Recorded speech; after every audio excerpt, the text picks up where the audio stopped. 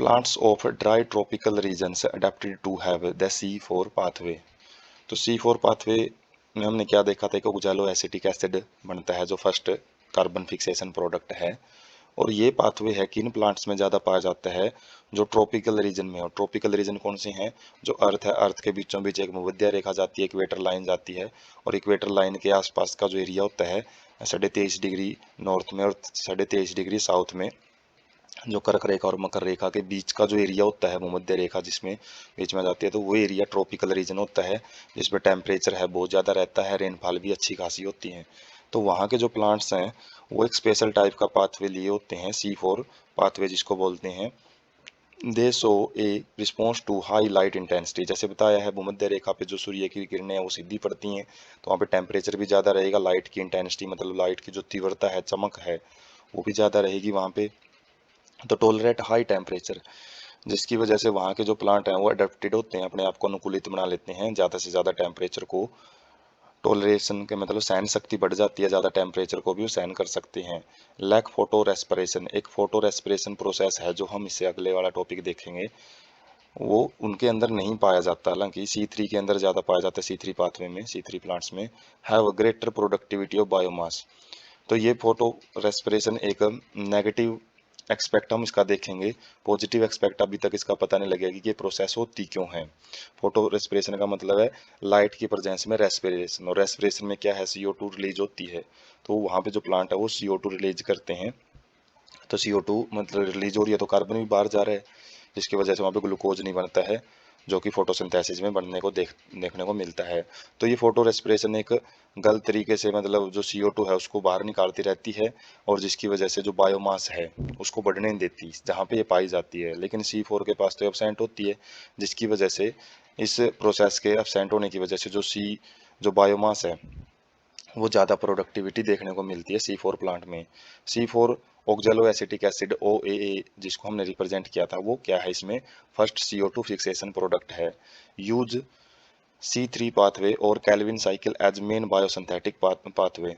तो इसके अंदर भी जो C3 पाथवे है वो आता है, कैल्विन साइकिल इसके अंदर भी यूज किया जाता है, लेकिन इसमें कुछ एडवांस मॉडिफिकेशन पाई जाती हैं, वो भी हम देखेंगे। Different form C3 plants in special type of anatomy. तो C3 से ये कैसे अलग होता है, क्योंकि इनके अंदर बंडल शीथ सेल पाई जाती हैं, स्पेशल टाइप की सेल होती हैं जो कि कवरिंग से गिरी होती हैं। तो इसमें क्या पाया जाता है, large cell around the vascular bundle, जो हमारे जाइलम और फिलोएम में होते हैं वेस्कुलर बंडल जो ट्रांसपोर्ट का काम करते हैं, उनके अराउंड लार्ज सेल पाई जाती हैं, बड़ी बड़ी सेल पाई जाती हैं, बंडल्स ऑफ C4 प्लांट्स। और वो किससे गिरी होती हैं, बंडल सीथ से, कवरिंग से गिरी होती हैं। क्रैंज एनाटोमी क्या होती है, leaves which have such anatomy, जिसके अंदर ये इंटरनल स्ट्रक्चर है इस तरीके से पाई जाती हैं कि वो जो वेस्कुलर बंडल के आसपास जो सेल हैं और सेल बंडल चीज से कवर होती हैं, तो उसको क्रैंज एनाटोमी बोला जाता है।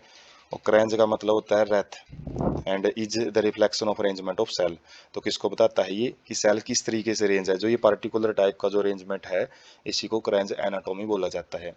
Having a large number of chloroplast, thick walls impervious to gaseous exchange and no intercellular space. तो यहाँ पे जो खास बात है वो क्या पाई जाएगी, क्लोरोप्लास्ट हैं वो ज़्यादा नंबर में पाए जाएंगे, ताकि ज़्यादा से ज़्यादा फोटोसिंथेसिस हो, तभी ज़्यादा से ज़्यादा जो बायोमास है वो बन सकता है। थिक वॉल्स, जो मोटी परत होती है वो गैसियस एक्सचेंज के प्रति इम्प्रूवियस होती है, वो गैस को मतलब किसी भी टाइप की गैस है O2 CO2 उसको अपने अंदर से एक्सचेंज नहीं होने देती, और इनमें ना कोई इंटरसेलुलर स्पेस है वो पाया जाता है। एग्जाम्पल किसमें पाया जाता है ये क्रैंज एनाटोमी, मेज में और सोरगम में। तो ये अलग अलग फसल हैं, अलग अलग प्लांट हैं, इनके अंदर पाया जाता है। तो इसको पिक से हम समझ सकते हैं। जैसे C3 साइकिल होता है कैल्विन साइकिल, तो यहाँ पे कैल्विन साइकिल एक नाम लिख रखा है, लाके दिखा नहीं रखा, तो कैल्विन साइकिल तो यहाँ पे आ जाता है। लेकिन ये C4 के अंदर जो पाई जाने वाली एक बंडल शीथ सेल पाई जाती हैं, जो कि मोटी कवरिंग से अपने आप को सराउंड किए होती हैं। और इन सेल में क्या होता है, एक बंडल शीथ सेल का एक डायग्राम दिखा रखा है यहाँ पे। और जैसे ही प्राइमरी एक्सेप्टर ऑफ CO2 को पहली बार एक्सेप्ट किया जाता है क्लोरोप्लास्ट के अंदर, तो उसको ऑक्सैलो एसिटिक एसिड, 4 कार्बन का यहाँ पे मॉलिक्यूल है वो बनता है ऑक्सैलो एसिटिक एसिड, और उसको फिर किसके अंदर, मेलेनेट के अंदर कन्वर्ट किया जाता है ATP के द्वारा। एटीपी एनर्जी का यूज करके उसको फिर किसके अंदर ट्रांसफर किया जाता है, बंडल शीथ सेल के अंदर। और बंडल शीथ सेल में क्या किया जाता है, जो ऑक्जेलो एसिटिक एसिड, ये मैलेट या एस्पेरेट एसिड है, ये कुछ इंटरमीडिएट प्रोडक्ट होते हैं। ये क्या करते हैं, जो CO2 इन्होंने एक्सेप्ट की थी उसको ये किसके अंदर भेज देते हैं, जो बंडल शीथ का क्लोरोप्लास्ट है उसके पास। ये मीजोफिल है, नॉर्मल मीजोफिल होती है जो कि सरफेस पे प्रेजेंट होती हैं। और ये बंडल शीथ सेल क्या करती हैं, CO2 जो यहाँ पे छोड़ा गया है उस CO2 की कंसंट्रेशन को बढ़ा के रखती हैं। और CO2 की कंसंट्रेशन यदि ज़्यादा रहेगी, फोटोसिंथेसिस भी ज़्यादा होती है, जो लीच एटलियर प्रिंसिपल बताता है केमिस्ट्री में, कि यदि रिएक्टेंट साइड में हम कंसंट्रेशन बढ़ाने की कोशिश करते हैं तो वो प्रोडक्ट साइड भी बढ़ने की, जैसे CO2 और H2 और रिएक्टेंट साइड में है, और यदि उनकी मात्रा हम बढ़ाते हैं तो प्रोडक्ट साइड में जो ग्लूकोज है वो ज़्यादा बनता है, ज़्यादा बायोमास प्रोडक्शन होगा। तो उसी की वजह से यहाँ पे जो CO2 की मात्रा को बढ़ाने के लिए ही ये स्पेशल क्रेंज एनाटोमी पाई जाती है। और जितनी ज़्यादा यहाँ पे CO2 रहेगी उतनी ज़्यादा कैल्विन साइकिल है फास्ट फास्ट रन करेगा, और उतनी ज़्यादा जो सुक्रोज है, स्टार्च है, वो बनेंगे। और उसके बाद जैसे ही ये CO2 को छोड़ के बाहर चले जाते हैं वापस 3 कार्बन मॉलिक्यूल PEP बनता है। और ये PEP क्या करता है फिर आगे, जैसे कार्बन को एक्सेप्ट करता है, ये 3 कार्बन मॉलिक्यूल है, और ये वापस ऑक्जेलो एसिटिक एसिड, तो ये साइकिल एक ऊपर रन करता है और एक साइकिल नीचे रन करता है। तो यहाँ पे देखो CO2 को तो अंदर तो एक्सेप्ट वही करता है, PGA है जो वही एक्सेप्ट करेगा, लेकिन बाहर एक एक्स्ट्रा प्रेजेंट होता है, जो एक मॉलिक्यूल्स ओक्जेलो एसिटिक एसिड, वो भी यहाँ पे प्रेजेंट होता है। तो साइकिल पुराने वाला तो ऐसा कैसा रहेगा, लेकिन एक एक्स्ट्रा साइकिल है, उसका काम क्या रहेगा, अंदर वाले साइकिल में CO2 की मात्रा को बढ़ा के रखना, बस यही इसका रोल होता है। तो इसमें मैकेनिज्म कैसे काम करता है, primary CO2 acceptor 3 carbon molecule होता है इसमें, क्या फिनोल पाइरुवेट PEP जो हमने देखा है, वो 3 कार्बन मॉलिक्यूल होएगा जो एक्सेप्ट करेगा पहले, present in mesophyll cell which lack RUBP CO।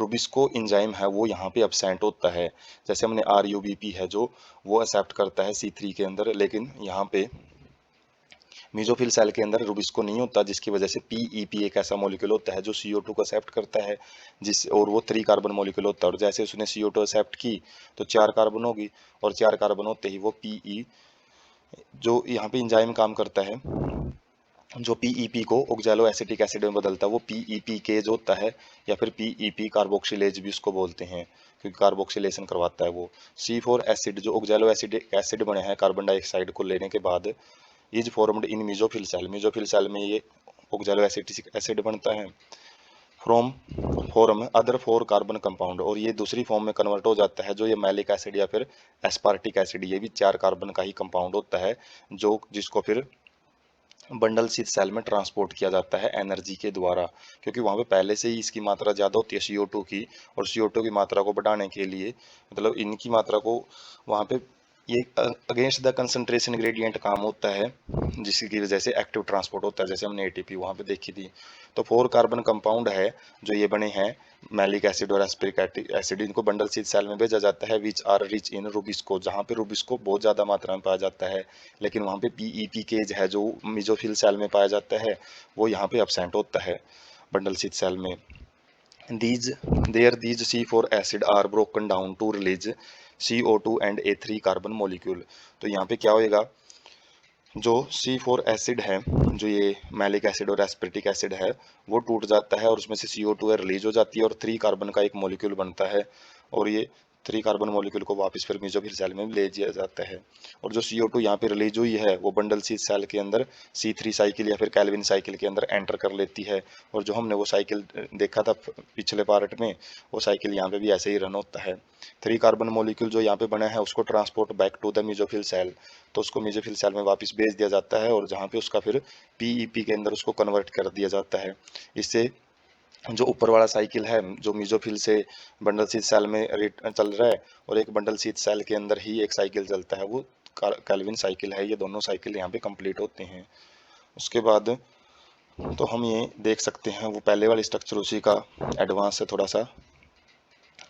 तो इसमें क्या रहता है कि जो स्टार्ट यहाँ से करते हैं मेसोफिल सेल में, तो मेसोफिल सेल में बाहर से जो कार्बन डाइऑक्साइड लेके आई जा रही है, तो उसको कार्बन डाइऑक्साइड है जो आई है, फॉस्फोपिनोल पाइरुवेट PEP होता है 3 कार्बन मॉलिक्यूल, तो उसको जो पीईपी है वो CO2 को लेके क्या बना लेता है, ऑक्जेलो एसीटेट या फिर एसिटिक एसिड OAA, और इसको NADPH की मदद से मैलेट के अंदर बदला जाता है, मैलिक एसिड के अंदर, और इसी मैलेट या मैलिक एसिड के अंदर या फिर एस्पार्टिक एसिड को फिर किसके अंदर, बंडल शीथ सेल के अंदर भेजा जाता है। और ये बंडल शीथ सेल के साथ कनेक्शन किसका रहता है, ये जो डेसमेटल कनेक्शन रहते हैं इसमें, और इनके जरिए ये एंटर कर लेता है वैसे। और उसके बाद ये जो मैलेट है ये क्या करेगा, यहाँ पे CO2 को छोड़ देता है, जो कि कैल्विन साइकिल में एंटर कर लेता है, क्योंकि यहाँ पे रुबिस्को एंजाइम है। और यहाँ पे भी एक NADP है, NADP पॉजिटिव, वो NADPH बनाता है। यहाँ पे रिवर्स प्रोसेस है, जब CO2 को छोड़ता है ये, जब CO2 को लेता है उस टाइम पे ऑर्गेनिक फास्फोरेट मतलब यहाँ पे ATP यूज की जाती है। उसके बाद जो ये पायरुवेट बनता है 3 कार्बन मॉलिक्यूल, तो इसको किसके अंदर भेज दिया जाता है, वापस मेसोफिल सेल के अंदर। और ये पायरुवेट क्या करता है फिर ATP के द्वारा इसको PEP के अंदर, फॉस्फोफिनोल पायरुवेट मतलब एक फॉस्फेट ग्रुप इसके अंदर अटैच कर दिया जाता है, और वो किसके लिए रेडी होता है, फिर किसी भी दूसरे मॉलिक्यूल को एक्सेप्ट करने के लिए। तो ये साइकिल इस तरीके से रिपीट होता है, इसी को क्या बोलते हैं, हैच-स्लैक पाथवे। तो साइंटिस्टों ने दिया था ये H और स्लैक ने, तो इसलिए इनको हैच-स्लैक पाथवे भी बोलते हैं।